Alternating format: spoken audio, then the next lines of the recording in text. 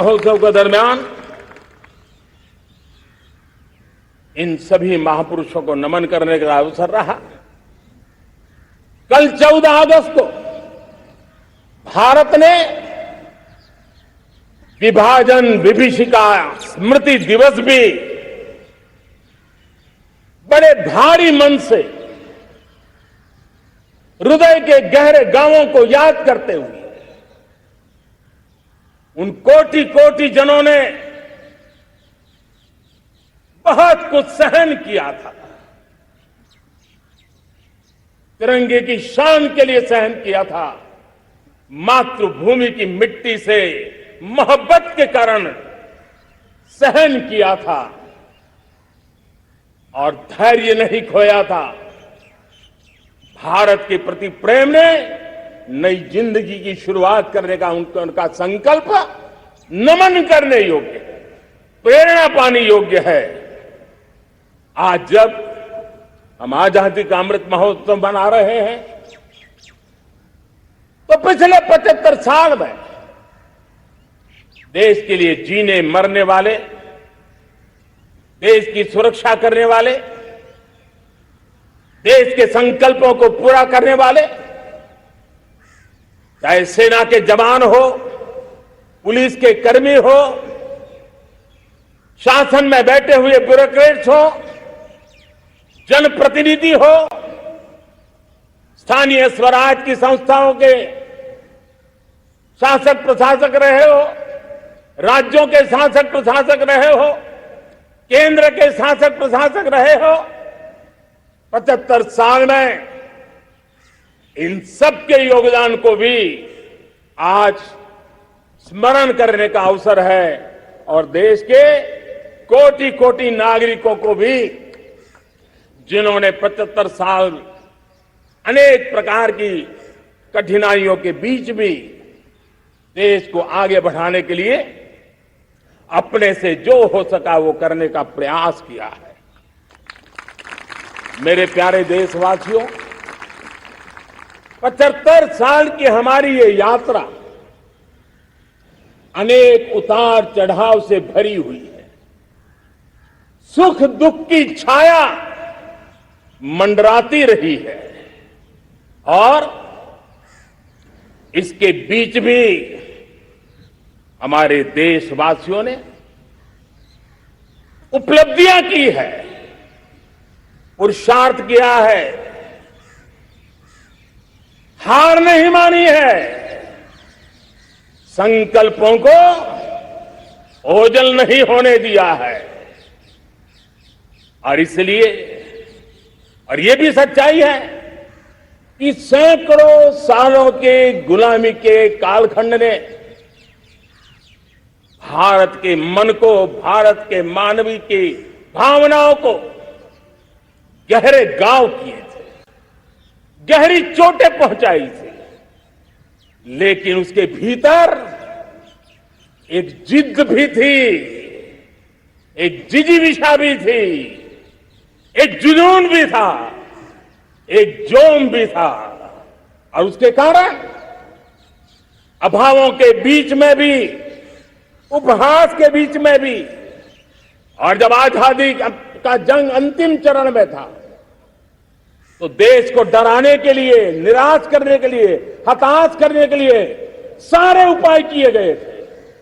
अगर आजादी आई, अंग्रेज चले जाएंगे तो देश टूट जाएगा, बिखर जाएंगे, लोग अंदर अंदर लड़ करके मर जाएंगे, कुछ नहीं बचेगा, अंधकार युग में भारत चला जाएगा। न जाने क्या क्या आशंकाएं व्यक्त की गई थी, लेकिन उनको पता नहीं था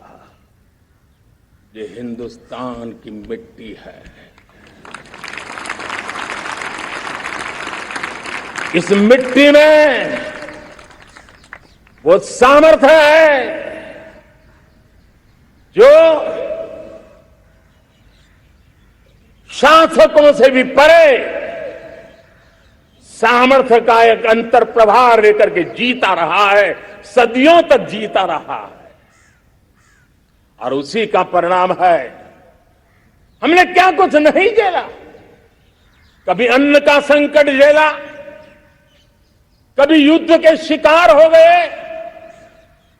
आतंकवाद ने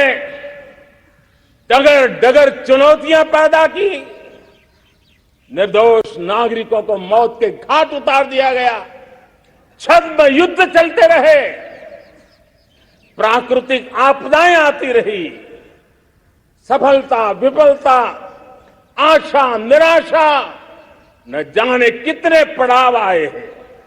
लेकिन इन पड़ाव के बीच भी भारत आगे बढ़ता रहा। भारत की विविधता जो औरों को भारत के लिए बोझ लगती थी, वो भारत की विविधता ही भारत की एक अनमोल शक्ति है, शक्ति का एक अटूट प्रवाह है। और दुनिया को पता नहीं था कि भारत के पास एक इनहेरेंट सामर्थ्य है, एक संस्कार सरिता है, एक मन मस्तिष्क का विचारों का बंधन है, और वो है भारत लोकतंत्र की जननी है, मदर ऑफ डेमोक्रेसी है। और जिनके जहन में लोकतंत्र होता है, वे जब संकल्प करके चल पड़ते हैं, वो सामर्थ्य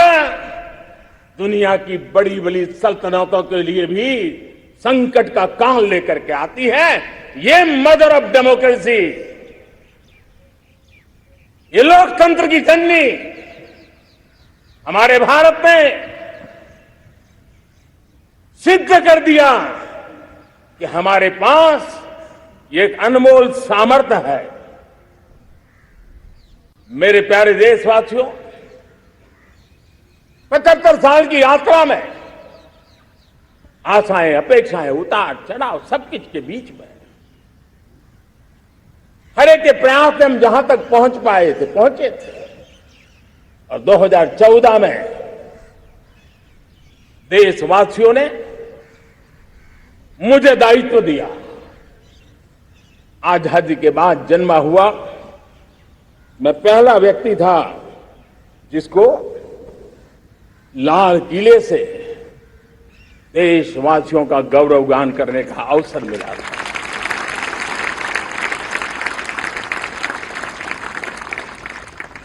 लेकिन मेरे दिल में जो भी आप लोगों से सीखा हूं, जितना आप लोगों को जान पाया हूं मेरे देशवासियों, आपके सुख दुख को समझ पाया हूं, देश की आशा अपेक्षाओं के भीतर वो कौन सी आत्मा बसती है, उसको जितना मैं समझ पाया हूं, उसको लेकर के मैंने अपना पूरा कालखंड देश के उन लोगों को एम्पावर करने में खपाया। मेरे दलित हो, शोषित हो, पीड़ित हो, वंचित हो, आदिवासी हो, महिला हो, युवा हो, किसान हो, दिव्यांग हो, पूरब हो, पश्चिम हो, उत्तर हो, दक्षिण हो, समुद्र का तट हो, हिमालय की कंदराएं हो, हर कोने में महात्मा गांधी का जो सपना था आखिर इंसान की चिंता करने का, महात्मा गांधी जी की आकांक्षा थी अंतिम छोर पर बैठे हुए व्यक्ति को समर्थ बनाने की, मैंने अपने आप को उसके लिए समर्पित किया। और उन 8 साल का नतीजा और आजादी के इतने दशकों का अनुभव आज 75 साल के बाद जब अमृत काल की ओर कदम रख रहे हैं, अमृत काल की ये पहली प्रभात है, तब मैं एक ऐसे सामर्थ्य को देख रहा हूं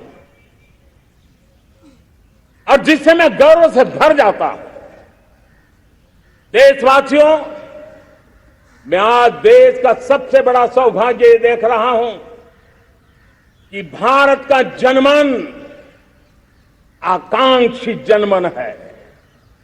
एस्पिरेशनल सोसाइटी किसी भी देश की बहुत बड़ी अमानत होती है। और हमें गर्व है कि आज हिंदुस्तान के हर कोने में, हर समाज के हर वर्ग में, हर तबके में आकांक्षाएं उफान पर है। देश का हर नागरिक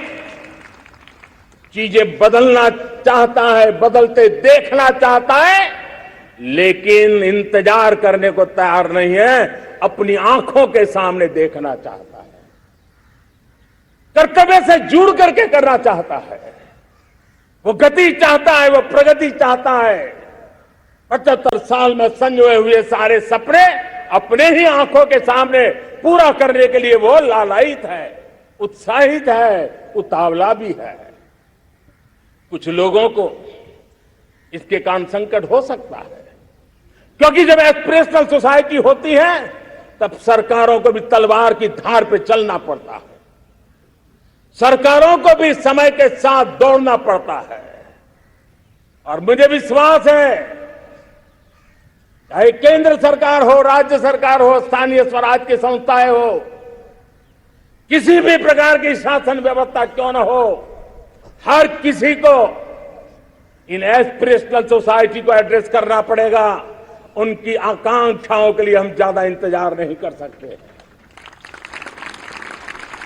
हमारे इस एस्पिरेशनल सोसाइटी ने लंबे अरसे तक इंतजार किया है, लेकिन अब वो अपनी आने वाली पीढ़ी को इंतजार में जीने के लिए मजबूर करने को तैयार नहीं है। और इसलिए ये अमृत काल का पहली प्रभात हमें उस एस्पिरेशनल सोसाइटी की आकांक्षाओं को पूरा करने के लिए एक बहुत बड़ा सुनहरा अवसर देकर के आई है। मेरे प्यारे देशवासियों,